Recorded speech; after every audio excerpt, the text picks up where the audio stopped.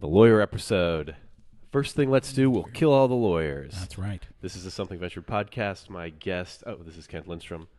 My guest is Michael White, the lawyer. Michael White. Hello, Internet. Michael White, Esquire. Are you an Esquire? Is that how that works? Apparently, that is what I have traded my PhD for. I don't get to say say that I'm a doctor in exchange for saying I'm an Esquire. Sorry, that lawyer thing's a little dark, isn't it? No, it's not, actually. Kill the lawyers. We'll talk about that in a second. I would say in the grand scheme of things, the track record of lawyers have proved that statement to be valid. So that's right. It's Esquire, right? Is that the... Yes.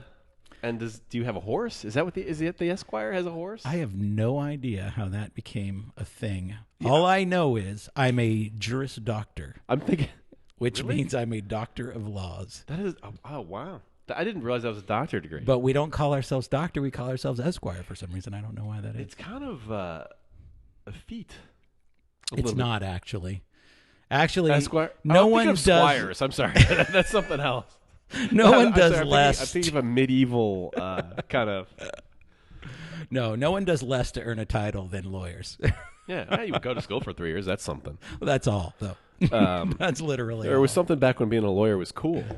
No, it's only in the context of all the other professions. In the 50s, doctor, lawyer, accountant, you were all, you did the right thing after high school or college. Whatever. Well, there was that period where it was like the last minute where being like a doctor was the top thing you could do. Like before investment banking, you were the guy who was the doctor had the biggest house. Yeah. And then managed care came along, and mothers were, I hope my kid's a banker or an entrepreneur or something. Oh no, I would argue actually doctors still hold a place of higher esteem in society than lawyers do, and that's because people value their lives more than they value their money, and they don't really appreciate the fact that we are to your money what doctors are to your health. Yeah, and therefore, we, if you care about keeping your money or your freedom, if you're talking about a criminal lawyer, then right. Well, I just heard something on another podcast about doctors getting sued, and it was for malpractice, and it was that they get sued. Their getting sued is incredibly correlated to their bedside manner. Meaning if you're a dick, certainly, and something goes wrong, they sue you. And if you've been really nice along the whole way, and something goes wrong, you tend not to get sued. So basically, they're just suing you for being a dick, not really for their injury or their tort. I would venture a guess. I don't have the numbers, but I would venture a guess that this is podcast. Legal, you don't need data. That's true. I don't need data. My opinion is I would assume that the data looks the same way for lawyers. Yep. In other words, it's a classic sort of not class. I don't want to demean it. If you take surveys of clients among lawyers constantly throughout the last 20 to 30 years, everyone's biggest complaint about their lawyer is A, I can't get him to call me back, or B, he talks gibberish to me.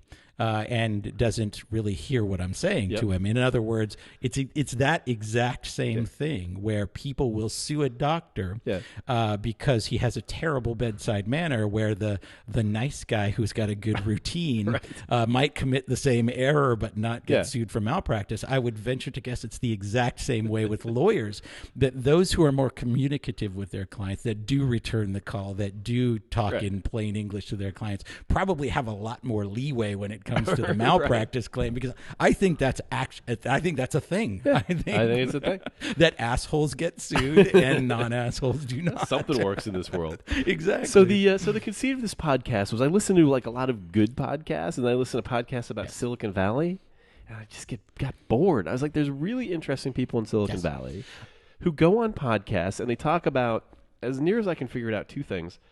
One, they don't like Microsoft. And what's going on with Google Glass? Well, here's the thing. I'm surprised, actually, frankly, at how few podcasts there are about Silicon Valley. I guess we're not a talking people. Well, I think we think we're above it. Right? Oh, really? No, absolutely. Clearly, I'm not. Clearly, we're not. Clearly, we're not above it. Well, present company accepted, of course. Right. But no, I really think that the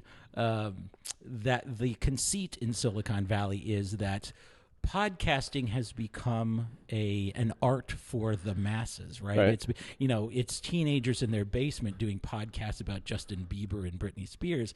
Because the masses can use it as a medium, that all of a sudden we've become above it. And so I'm actually always surprised that there are fewer than you would think there would be that not only are focused on Silicon Valley, but say something, that actually have some useful content in them about Silicon in sharp Valley. contrast, too, today we're going to talk about how to stay in control of your board if you're an entrepreneur. That's right. And want to be like Mark Zuckerberg. But I'm surprised. I listened to the great LA Mark Maron, of course, fantastic podcast. The Mark Maron. It's just spectacular. And I found in the one person I've interviewed, I was disappointed. He didn't have a heroin habit, which would be just such much better radio. Yeah. But those podcasts are so good and so interesting, so insightful. And the Silicon Valley ones are about like Microsoft and Google Glass, which I couldn't care less about. I'm trying to think of like what I'm interested in less than Google Glass. Well, that's the other problem with Silicon Valley podcasts is so many people who work in Silicon Valley have lived no kind of interesting life prior to that. Yeah, well, I think that's not true. We'll find out like what you did before being a lawyer. Well, see, that's unfair. I am one of the few people in Silicon Valley who have made a great deal of mistakes in their life prior to coming here. Hopefully there's heroin involved, 'cause otherwise this is just not going to be good radio. I will just say, in case anyone from the state bar is listening, yes, of course. I never did heroin while I was practicing law, and therefore there's no reason to sue me for malpractice. This is just not Hollywood. No matter how bizarre you thought my advice was. Yeah, so that was the conceit, and I think there's guys like I think Dick Costello, the Twitter CEO. I think he was in improv at some point. He may have taken a class at Second City, but I think he was involved with Second City at some point. I do think there is an undercurrent of entertainment in Silicon Valley. I do agree, especially among management. I do think you're right. I think there are a bunch of people who are involved in management who try and take something they've learned in improv or in theater and apply it in management. And frankly, every time you read a book by somebody, who talks about management style, there's always something in there about performance or improv or something. But I don't think they think that actually entertaining is a worthy pursuit. In other words, it's only cool if you can take what you learned in your improv class and apply it to management of your startup. I guess that's right. No one thinks that dancing for the folks is actually a worthy pursuit. Right. Because again, we're all cynical, horrible people in Silicon Valley who look down on the rabble, on the hoi polloi, the massive society who envy us, right? Because we're in the bubble, or so we like to think. Well, I mean, let's face it. They're probably all looking around going, "Oh, those guys have to take a freaking bus to work. That sucks." But frankly, let's face it. We are in a bubble in Silicon Valley, right? Our economy does not suffer the slings and arrows of the greater economy, and by the way, that is true.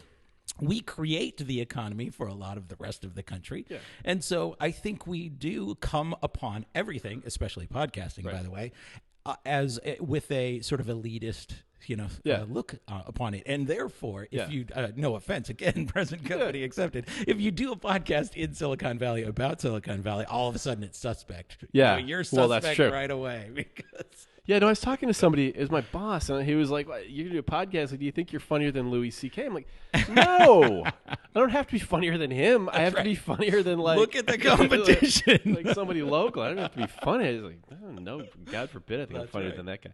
So we should do the legal disclaimer, which is that... That's right. Nothing I say. Since you're an attorney, everything that you say should be taken as legal advice. Yes. No. Strictly adhered to, That's right. even if it contradicts what your own counsel says. And if it doesn't work out for you, let me give you my address and phone number so you can sue me. No, the idea is, and by the way, I've always been a person who doesn't like the standard legal disclaimer because the disclaimer should not be, this is not legal advice. Don't use this advice. Please consult your own lawyer. No, the disclaimer should be, this isn't legal advice because I don't have any idea who you are or what your circumstances are. Right. And something going on in your life may be completely, it may completely change the opinion that I might give about something. And so, the disclaimer really is learn and therefore, as a lawyer, I've always been willing to give my opinion or Yeah. try and teach or try and give background. Right. But you just can't apply it generically to your Yeah. life. As in the same way that a doctor can't say, "Oh, the best drug for this malady is X, Y, Z." But if you happen to be allergic to that, you'll die Right. if you take it. So consider a lawyer's advice the same. Yeah. If that lawyer who's talking doesn't know about your particular position, then don't necessarily take his advice without heed. Well, so then I have to ask you the car commercial question, which I see Yes. I see a car commercial where the Objects in mirror are closer than that. yeah, well, there's that one, and which by the way, like it would seem kind of like I can't remember which that is when I look at it. I'm like, is that thing closer than That's I think right. or Or farther away? I can't really. But this complicated sentence when I'm driving and I want to see a mirror that says objects in mirror are exactly the same size as you it's a think mirror, they dude. are. It's a mirror. They're exactly where you think they like. It's like your bathroom mirror. Like That's right. It's what it is. So the car commercial, there's like a car. It's on fire. It's right. upside down. It's like kind of going over the moon. Certainly. And they have the disclaimer that says "Professional driver do not attempt." That's right. Now, Do not attempt. really like. So if I was.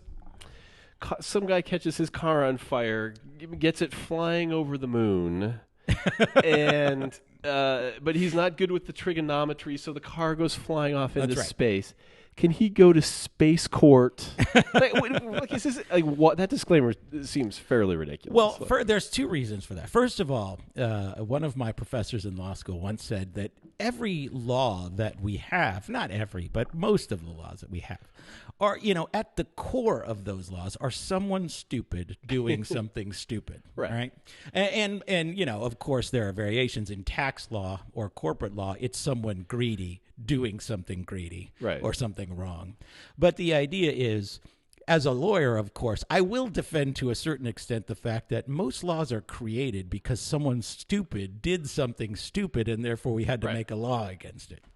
Now, that said, the other part of it is every corporation has a legal department. Right. And, nobody ever sends a program or a product to quality control. Yeah. The quality control doesn't come back with a list Right. of things that are wrong that need to be fixed. And it's the same with the legal department. No one ever asks the lawyer if this is okay. Right. And the lawyer just says, yep, no problem, go ahead. Yeah. Right? Because they need to justify their existence. Therefore, everything needs a disclaimer because you asked the lawyer in the first place. And if you didn't ask the lawyer, of course, you'll be fired. If, God forbid, you showed someone jumping their Hyundai in a commercial and then some teenager did the same thing and died, the first question they're going to ask the CEO is, did you ask the lawyer if it was okay to show that with a disclaimer? And he'll say, oh, I didn't ask the lawyer. Oh, you're fired then. Everyone should stop asking.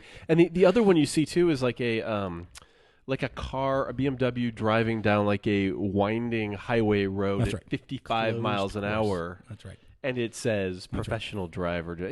I'm actually pretty comfortable with Don't drive Yeah. within the speed limit on a road by yourself. Even with my amateur status, My I'm actually favorite- pretty comfortable. My favorite one has always been, this is probably 5-6 years ago, the Land Rover commercial where someone drove their Land Rover off the end of a dock. Yeah. And then the Land Rover turned into a Yeah. submarine. And there was a disclaimer at the bottom that said, do not attempt.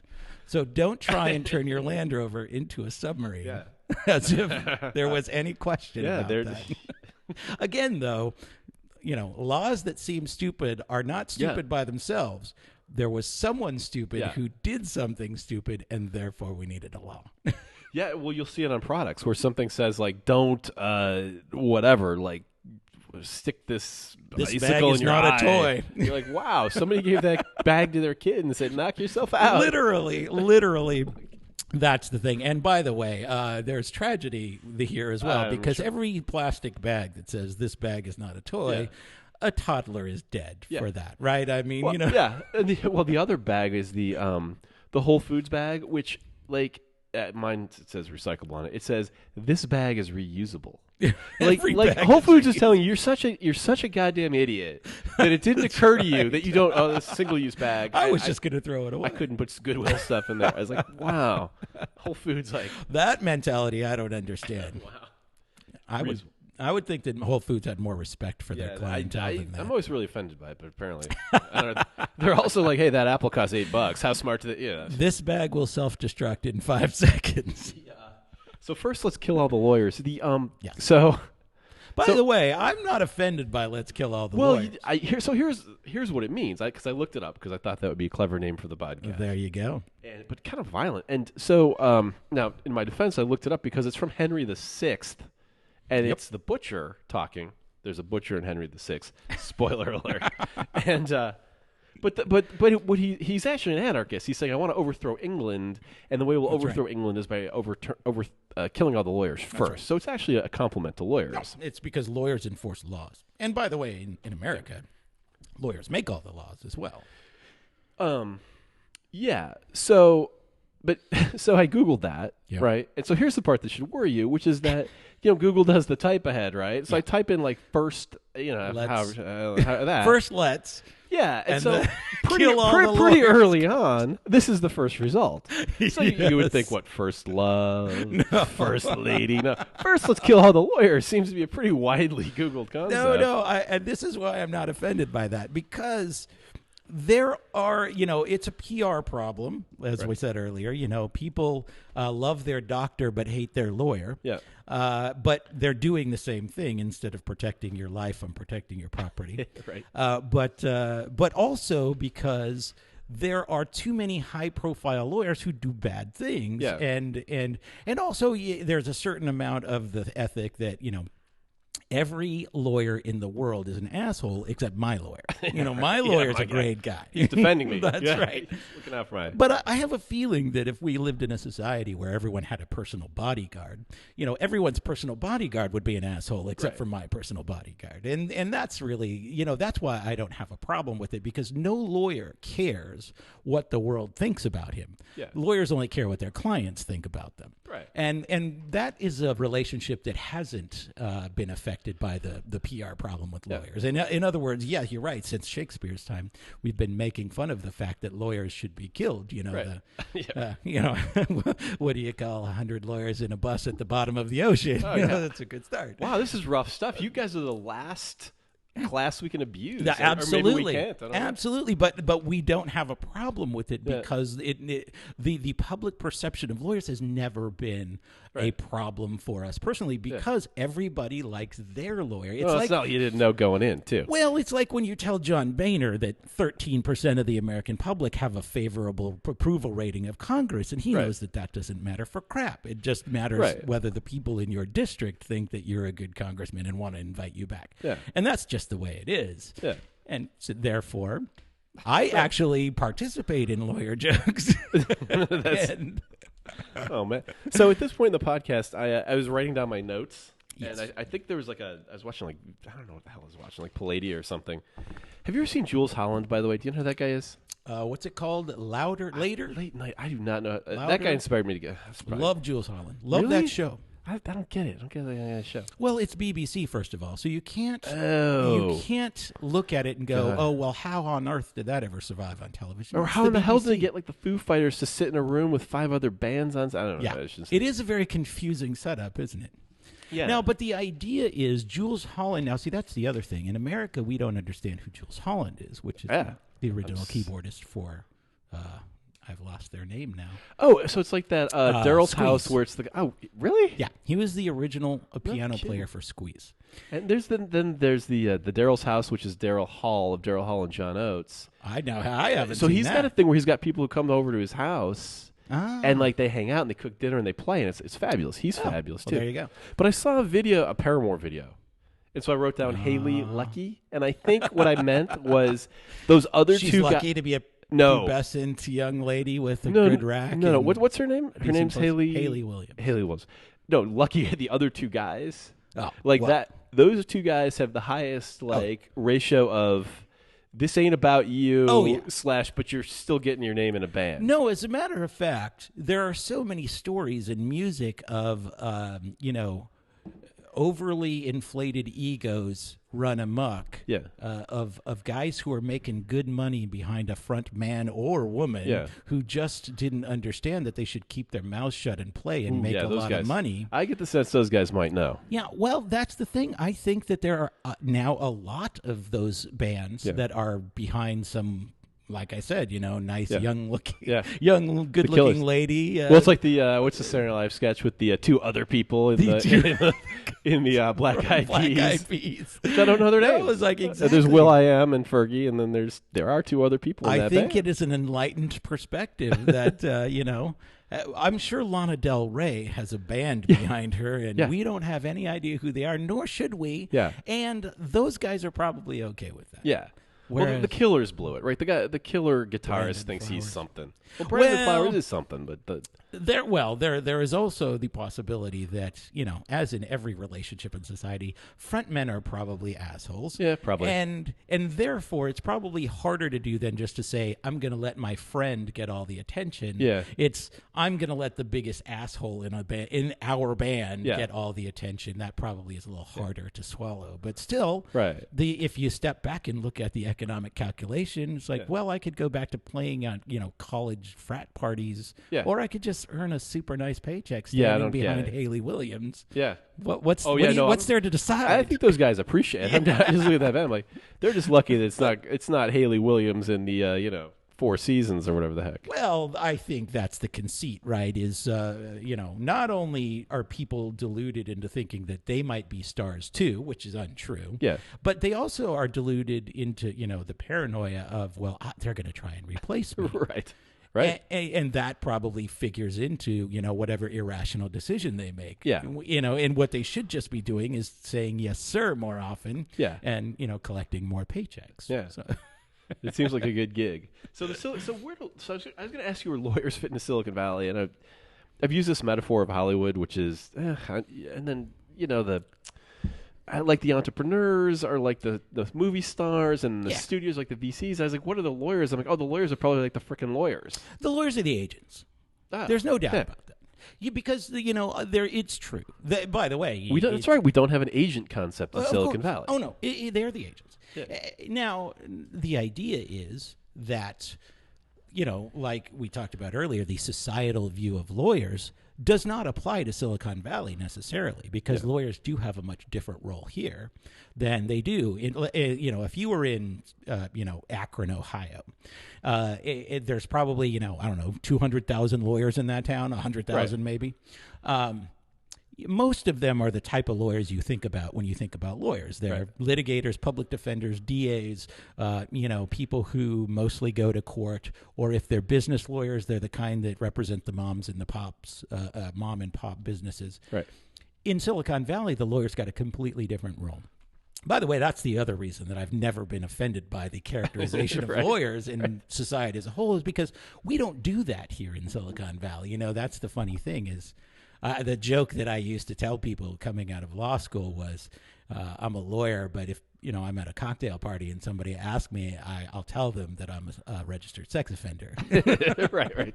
Because I didn't want to tell them I was a lawyer. Yeah. But the idea is, in Silicon Valley, the role of the lawyer is completely different. It's not what you think it is. It's not L.A. Law. Remember, I'm sorry, kids listening to this podcast, L.A. Law was a television show in the 80s. Right. They used to come on at 8 o'clock on Thursday nights. It was great. Sorry about that. Didn't mean to speak 80s on the internet when no one could understand. No, way to get the demographic. That's good. That's right. But the idea is, it's true. Yeah, I think if you used a Hollywood model, they would be the agents, because they have a much more active role in negotiation. Mm-hmm. And by the way, no offense, entrepreneurs. I'm about to offend you. By the way, when somebody got a segue says coming no up there. Negotiation. That sounds like. Whenever somebody says no offense, they're about to offend you. Yeah, no offense, but you look like shit. That's the thing. Entrepreneurs, you make a lot of bad decisions, and your lawyer is there to help you not only with the legalities of your transaction, but to help you make better decisions about your transactions. And that's why I think it fits into the agent in your Hollywood model, because in Hollywood, agents do make a lot more non-legal decisions, or give a lot more non-legal advice than just a strict lawyer. And by the way, a lot of agents in Hollywood or in sports are lawyers, but a lot aren't. Some of them are just registered agents. Right. But because a lot of them are, they do both the negotiation of the contract and the advice about decision making. Right. And I think that applies to Silicon Valley, where the role of the lawyer is both, Right. Here's legally what you should do because the law says this or that, and Right. here are our options under the law. But also, here's how my experience in these kind of deals has gone, Right. and here's the outcomes I've seen when I've seen similar circumstances, and therefore I can give you this sort of advice. And I think every lawyer in Silicon Valley thinks that's their role. Right. They that's what they embrace. Now, I'm not talking about litigators, of course, But yeah, but and it seems like business lawyers. it seems like there's a very strange sort of thing that goes on, which is you make decisions, you do documents when you're not really in a position to hire a lawyer, and you're 90% sure that your stupid little company is going to go nowhere. of course. Then that company becomes worth, in the case of WhatsApp, like $19 billion. Yes. And the amount of money everybody makes is based on a series of decisions they made when they bought the NOLO law book. Yes. 12 years earlier. So it's a fairly unique scenario. If you're negotiating a deal for a movie and you're, Tom Cruise, like you've thought everything through pretty thoroughly because it's like going to be $100 million movie. You're going to make $15 million. Yeah. But in Silicon Valley, you're like, I don't know if it's going to work. And the next year, you're like, oh, fuck, it's Facebook. Like this is like, that's Well, something. again, disclaimer. This is not advice for you, the individual listening to this, but the reality is, probably unlike Hollywood in a way, that a lot of the mistakes that companies can make in the early going, whether it's using the NOLO form or using, a serial entrepreneur using forms from a previous startup that he thought, I paid for these to be created once, I'll just use them again. Right. There are not that many flaws that can't be fixed when it comes to your typical startup. So, you talk about the 4 founders and they used somebody was at a startup before, so they just cribbed all those forms and used them. There are some things that are not fatal flaws, but serious flaws. And most of those have to do with negotiations amongst partners themselves. And they probably expose cracks in partnerships that would have come out sooner or later. Right. And the mistake you made in using that form was that you gave the malcontent that was eventually going to be the malcontent a lever against you, because now there's a term that you never would have put in those documents had everybody thought about it. But even those are not incurable flaws. And so a lot of what you do, and by the way, we startup lawyers don't incorporate every client. We have, a good percentage of every attorney's clients in Silicon Valley come to them formed. Either they used a lawyer and didn't get along with them, or they went in, were incorporated by a large law firm that shall remain nameless, but their initials are WSGR, and didn't get the attention they wanted, so they came to you. So you find so many on a daily basis. It's not just because you're at a particular position in your career. You do have so many clients come to you that are unique and have flaws in their setups that you either have to deal with now or deal with later. And the idea is, I would say there are very few of these flaws in the setup of companies that cannot be overcome. Right. There are a few terrible ones. I don't want to get too granular, but there is a particular form that if you do not file it when you buy your restricted stock from your company, it could really hurt you later. Right. It's called an 83B, and we'll talk about it another day. But the idea is that's one of the few. There is no way to cure that. Right. If you screwed up and you did not file that form, I can't help you with that. But that's a rare thing. Right. Well, so talking, so in terms of keeping control of a board, so I work with a guy named Jonathan Abrams, great guy, great entrepreneur. He was the founder of Friendster, the first social network, and that'll be a whole nother episode. When's the movie coming out? That's what I want. That movie. And so the trick is he was out of that company very early when it went through all of its troubles. Sure. Sean Parker was an advisor to Friendster. He saw that, took that story directly to Mark Zuckerberg, and Mark Zuckerberg managed to set his company up such that he would remain in control of that company, much to the obviously the benefit of Facebook. Now you have venture firms like Andreessen Horowitz who say, hey, one of our core values is that the entrepreneur, if he's capable, stays in control of the company. We don't bring in outside talent. Yep. How do you if you're lucky enough to have a company that a venture capitalist wants to invest in, how do you set things up such that Sure. you can remain in control of your company? Well, there's two different kinds of control, right? I mean, first of all, there's control among founders. And it's actually very frequently the case that, well, there's a founder who is the driving force behind a company, Right. or there's a founder, a team of founders that work together initially, but over time, it's clear that one or two of the founders are the more essential. Yeah, there's a Haley, and then there's the two other guys in the band. That's right, exactly. Call back there for you. Exactly. Yeah, that's right. If you're just going to be the backup singer. Yeah. Right. Well, but you still get a piece. Yeah, and so there is a fair amount of the control of the direction of a startup before investors get involved, or leading up to when investors get involved. That, guys who have been around the block a few times, they understand that that's an important aspect of control. Why is something binging in my ear? That's fine. It'll go away in a second. Good. Go ahead. Okay. I thought it was my pacemaker. But the idea is that there's a lot of decisions that get made between startup and funding that a guy who's been around the block a few times knows he can't leave up to his less experienced co-founders, or maybe his co-founders who have a limited role in the business. And so there are a lot of ways that serial entrepreneurs can use the structure of the company to give them the control they need. And, on a using non-technical speak, most of the important decisions in a startup, a pre-funding startup especially, but even in, post-funding startups happen at the board of directors level. Right. And so the entrepreneur who's been around the block a few times and wants to keep control of his company wants to keep control of the board. Yeah.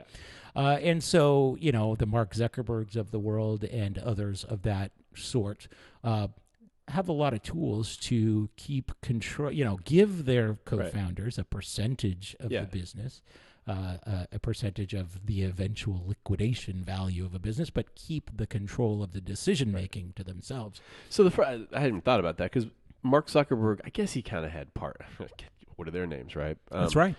He kind of had partners. So I guess because with my current company, there's a guy, like he's the guy, That's right. And it's just whether he retains control or not. Right. And he will.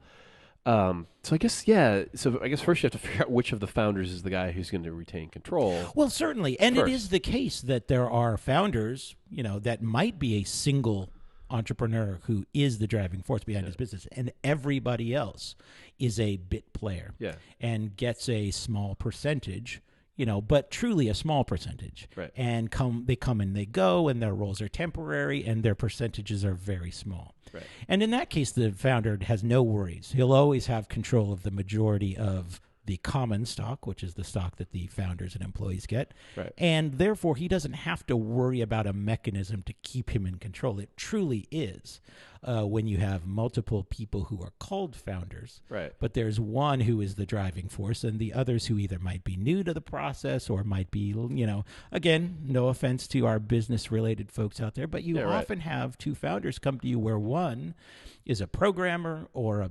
a person in a particular business who's brought an app or a solution to that business, and they are sort of the motivational force. Right. And the other founder really is a business-related person. They might work for a consultancy or an accountancy or maybe even a lawyer, who knows, that really is there as a facilitator to take care of the business aspects.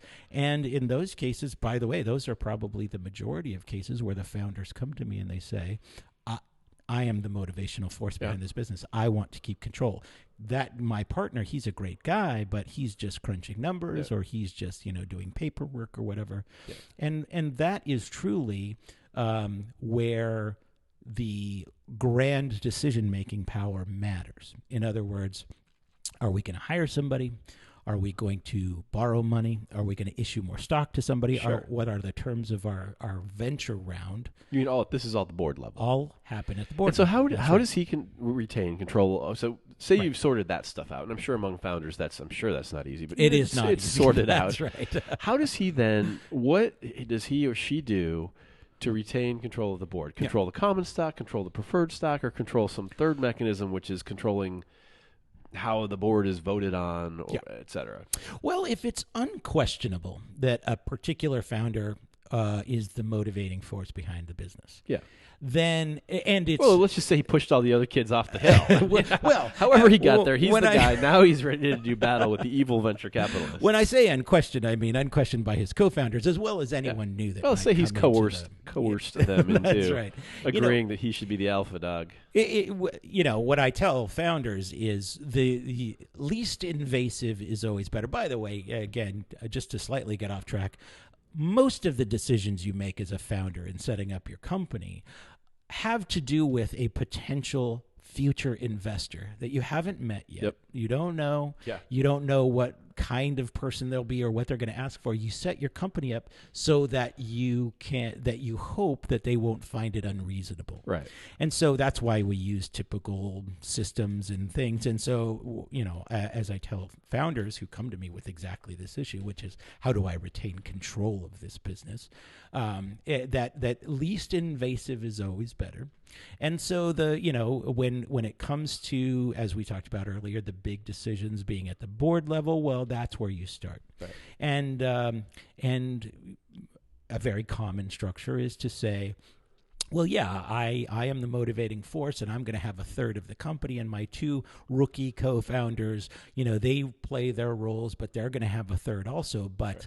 I want to be able to control who's on that board of directors, and therefore who gets to make the major decisions, and therefore voting rights matter. And so some of your more experienced entrepreneurs will say, well, great, everybody has a third of the stock among the three of us, but I'm going to have all the voting rights. And the mechanism that you do that is with a proxy. And, but the founder with all the voting rights, okay, he's got, let's use the example that of a one founder company. He's got, he doesn't even have to worry about his co-founders. How does he keep the board from, so he's got a board member, another guy, like there's more people sitting around the table than just him. Seems if they voted and the other people around the table said, you're out, he would be out.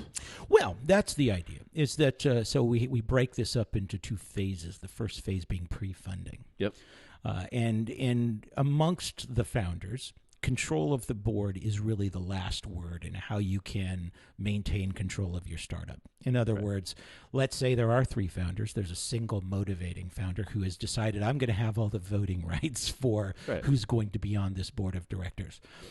And therefore, the other two founders, the sort of beta founders, they give the voting rights to their shares to the alpha founder, and it's called a proxy. And they otherwise own their shares. If the company sells, they get their piece, their 33% of the company. And that's the thing that Mark Zuckerberg did. As I understand it, he got a proxy from somebody. It's not uncommon now in this sort of latter stage of venture startups that founders who have been around the block a few times have decided that is the preferred method, because everybody understands that when venture capitalists or angels, sophisticated angels, come into my company and they're buying into my company, to a certain extent, what they're buying is control. Right. I'm going to have to give up some control. That's right. To those investors. But before then, I want as much control as I can. Yeah. And the sort of control of the board is where you do it, and how you do it is to get proxies. So, and as I said, there's a certain credibility angle to it, which is to the extent everybody understands that there is an alpha founder, quote unquote, that everybody can get on board with that. And therefore, not only do your co-founders give you a proxy, but you can write it into your option plan that whether you're giving stock grants or selling restricted stock into your option plan or giving options that people might exercise and purchase shares, every single other person who buys common stock of the company understands that they will be giving a proxy to vote those shares back to that alpha founder. And that is, I would say, if you have sort of the most common type of control that a founder might want, an alpha founder might want to keep over his company, that would be it. That sort of ubiquitous proxy, that blanket proxy, every single other person who holds common stock is going to give me the voting rights. That gives you the control, absolute control over the board. Your beta founders may be on the board. They may also be with you, but to the extent that they disagree with you, you have the right to remove them from the board. And as I said, because most experienced founders understand that they sell control to their investors, this alpha founder controlling the board usually understands that my absolute control only goes up until I start selling off control to investors. And that's the second phase when you get into, well, how can I keep control of my entity after I've started selling? So it seems completely reasonable to me that a founder, well, it's completely unreasonable that a founder should remain in control, but it seems you want an investor where you're essentially saying to them, look, in a consumer internet company, I want to be around forever. And if you're not into that investment, if you don't believe that it's my vision, then just invest in another company, basically. Actually, in contrast to an enterprise company, where a lot of times if you're onto something with an enterprise company and you get bigger, you actually probably do want to bring in a guy who can scale a global sales force. Certainly. Because that's not something you tend to entrepreneur your way to.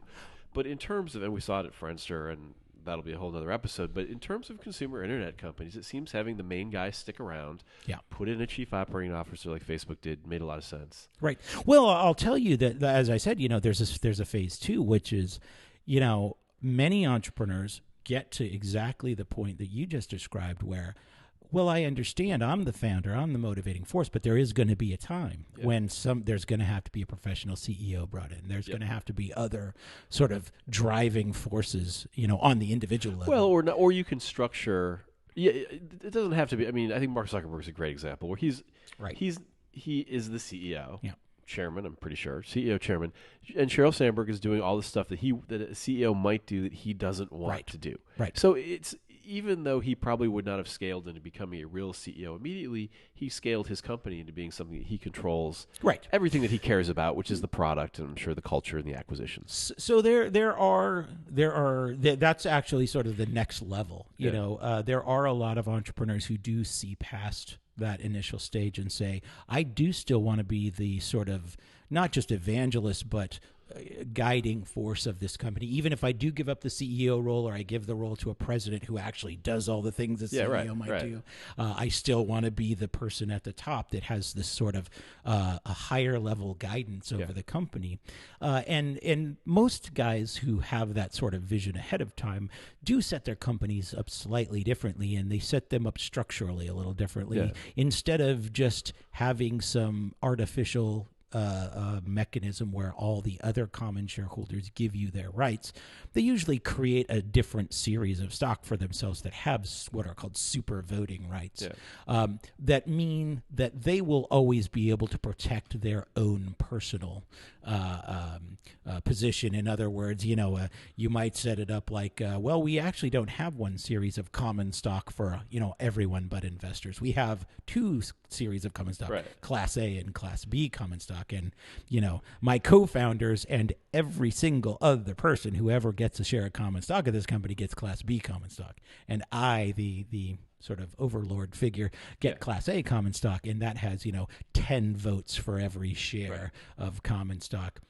And then what you do, as I was saying earlier, even sophisticated entrepreneurs who want that kind of control understand that I will be selling off pieces of control to this company, but there will always be a role for the voice of the common shareholders. In other words, if I give 2 or 3 seats on a 6 or 7 person board to my investors, well, that still means there's 3 or 4 seats that are voted on by the common shares, and I want to make sure I'm the one who controls all the votes, and that's how they usually do it, is they build it in structurally. And that's how a guy like Zuckerberg might not only keep himself as CEO, but might keep himself on the board in perpetuity with allies on the board who will vote with him. And the better the entrepreneur and the more trusted he is by the investors, the more leeway they give him in maybe not demanding control of the board in future rounds. Now, you're not recommending trusting investors, are you? You said trust an investor in the same sentence. That can't possibly be right. I mean, founders who are trusted by investors. I mean, we all know that there are guys out there who get to demand things from investors that other people don't get to demand because of their status. You know? And by the way, when you hear all these stories about guys, it's the very rare case that a guy like Zuckerberg, who didn't have a track record, actually gets to dictate terms to investors. Well, he had such a hot property. He could do whatever he wanted. That's a very rare thing. It's interesting when you watch someone like him, you watch Google. who created these control things do amazingly well. You look at companies that get smart, and like Steve Jobs got fired for a while by his very clever board. It just seems like it sounds like we should wrap up with the message: stay in control, kids. Stay in control, but your control is variable, right? The Google guys had control in technology. Yep. Their technology back when all the important decisions got made, their algorithm was the king. It wasn't their business model. Yeah. And because of that control, they kept control of their company. Zuckerberg, it was the power of the idea but that's the thing. You can never exactly define what that is, other than, as I said, the guy who's been around the block 3 or 4 times and has built up that credibility with investors. So even then, stay in control and don't trust your investors. That's right. Well, we can do a whole show on why you shouldn't trust investors. Oh, we will do that. You should trust your lawyer. All right, we should wrap up. Do you have like a Twitter handle, or what is your? I have not. I have not. Well, I'm Kent Lind, KentLind. This is the first time on this podcast I've said, people, you can contact me. I am going to commit. I do have a Twitter handle, by the way. Oh, really? But Is it something embarrassing? No. Is it? I was in a meeting the other day, and somebody's it's like Panda Bear 013. Right. And somebody's like ringtone went on. Like it's a sophisticated guy, or supposedly, and his ringtone was something ridiculous. Like it was like "Eye of the Tiger." It's Blurred Lines by Robin Thicke. It was like a Haley song, or it was like a Katy Perry. It was something ridiculous. That's right. It's "I Kissed a Girl." Right. It was something like that. And like, at what point in your life do you sit down, like in your living room, go, "Oh, I got a really good idea. Really? I'm going to pick this as my ringtone." I can't wait till this goes off in the middle of a board meeting. Yeah, because that's bulletproof. Like, that's never going to happen. Like what? Yes, people. If you've learned nothing else today, your ringtone says something about you. Yeah, make your ringtone like vibrate or whatever comes standard with the iPhone. Put the goddamn thing on. I'm sorry. We also have we also have like people in our office who have like the ringtones go off, and like it's loud enough to be heard. Oh, holy Lord. A couple counties over. I'm like, what? Yeah. Do you know how to work that thing? Yeah. Like, you know how loud that is? I got to say that in a law firm, this is a problem that I am still aghast. But I work with technologists who should know how to operate. That's true. You're their right. telephone, for God's sake. Anyway, so at Kent Lind at Twitter. Okay, so here's the thing. I'm committing right now. This is the first time I've ever said this publicly. I do have a Twitter handle, and I've never really used it to broadcast anything. I've been a lurker. Get with the 90s. Yeah, that's true. I got to get into the 20th century here. At Michael S. White, MichaelSwhite. Excellent. See, I've been on Twitter long enough that I got my own name as my Twitter handle. That's very impressive. But I have never used it as a broadcasting mechanism, and I should. Yeah. So I commit now to do that. All right. Well, this has been great. This has been the Something Ventured podcast. Is that clever or not? I feel like First of all, you don't remember, like but clever. I'm the one that told you that it should be that name. Oh, okay. So yeah, it's genius. It's Something Ventured. It's a play on words. All right. This has been the Something Ventured podcast with Michael White, Esquire. See you guys later.